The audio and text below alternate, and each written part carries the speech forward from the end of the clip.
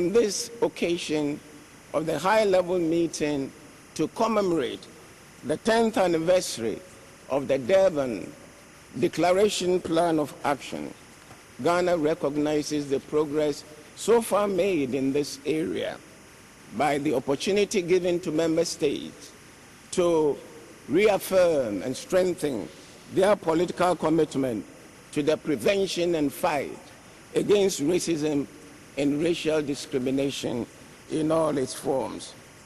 We remain confident that the effective implementation of the outcomes policy will indeed ensure the enjoyment of human rights and fundamental freedoms by all, including the victims of racism, racial discrimination, xenophobia, and related intolerance in all societies.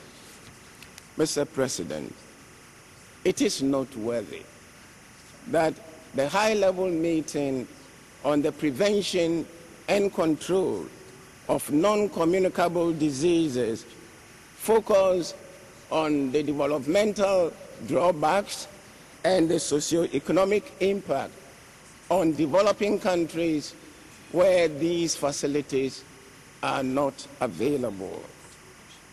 Indeed, we are of the opinion that the effective prevention and control of non-communicable diseases not only helps to reduce poverty, but it also decreases healthcare costs, thereby improving productivity and also ultimately helping with rapid economic development.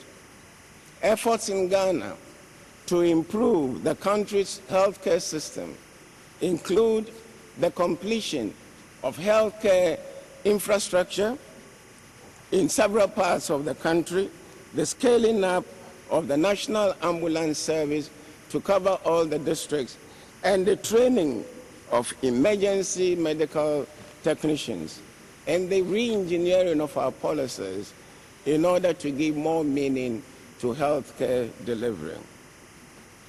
Mr. President, Ghana is a country that recognizes and appreciates the contribution of the youth to nation building and the growth and sustenance of our democracy. We believe that the adoption of a political declaration urging member states to adopt comprehensive plans and measures to give meaning to youth development is commendable, especially since this is the International Year of the Youth.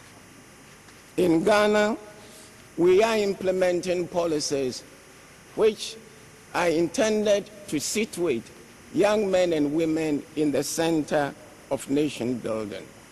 Mr. President, one of the major reasons for our relentless fight against drug trafficking is to ensure that we secure the future of our young men and women who, after all, are going to be the future leaders of our dear nations. As we continue to invest heavily in our youth by expanding educational opportunities and also making it possible for the disadvantaged to have access to formal schooling, we believe we are laying the right foundation.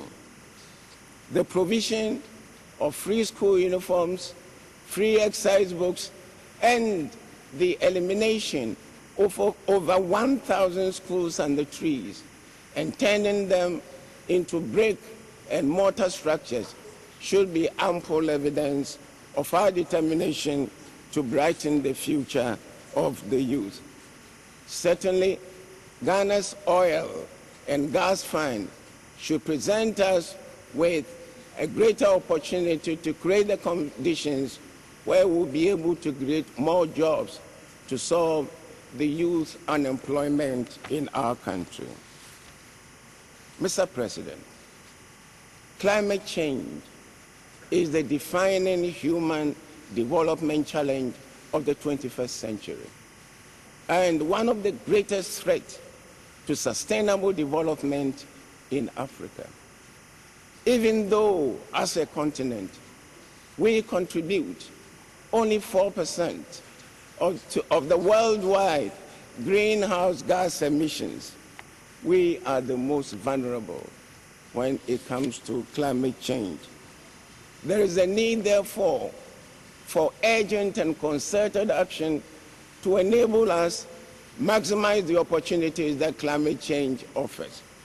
We believe that with the right investment in technology, institutions, and infrastructure by the international community, as well as the nation states, we will be able to unleash the potential of agriculture, harness the maximum benefits from water resources, expand access to modern energy, fight diseases, and conserve tropical forests.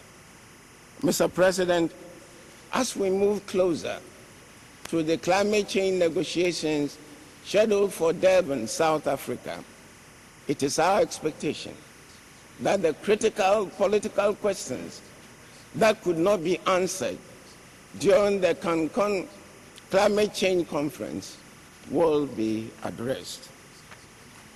With regard to mitigation, we believe that we need political commitment, a high sense of flexibility, and strong leadership to ensure that at the Durban Conference, the second round of commitment under the Kyoto Protocol would be addressed, or some transitional arrangement made. Again, with mitigation, we believe that all pledged commitments and actions should be quantified, monitored, and verified by the international community.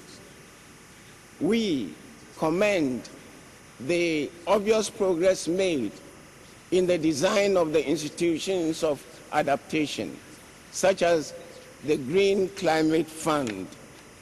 What remains to be done is the determination of the sources of the fund and also the empowerment of the Conference of Parties to the UN Framework Convention on Climate Change to be empowered to have control over the Green Climate Fund. Mr. President, in the political and security points, Ghana notices a paradigm shift, or at least a shift in emphasis from national security to human security. We agree that human security targeted interventions will eventually define our national security. We are therefore implementing measures that will help us to concretize this concept through the adoption of the necessary legislative measures, institutions, and reforms. We are therefore taking steps to expand our adherence to the rule of law, the promotion of transparency and good governance, the maintenance of independence and integrity of the judiciary, the also promotion of a free media. We also subscribe to the global norm of responsibility to protect, R2P, and we promise to work in hand in glove with member countries, the UN, and others to be able to achieve this. Mr. President, a little over a year from now, Ghana will be going to the polls to elect a president and members of parliament for another 4 years. To ensure that the elections are free, fair, transparent, and credible, our Electoral Commission, which has successfully organized elections, 3 elections, since the year 2000, has put in place the necessary measures to enable Ghanaians make their choices in a free atmosphere. Our democratic credentials stand tall, and we would not want anything to affect the standard that we have achieved. Mr. President, just as the United Nations and the rest of the international community kept an eye on our 2008 elections, I would like to invite you and all others to come and do the same in connection with the 2012 elections. We want to make sure that people are given the right to vote and choose their own leaders instead of having leaders imposed on them, or instead of having leaders come in through unauthorized means.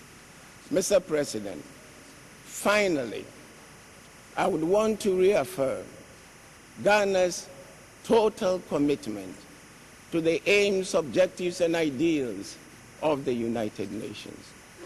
But I would also want to advocate the mastering of the necessary political will by all member states to ensure that the UN functions more effectively. Thank you for the attention.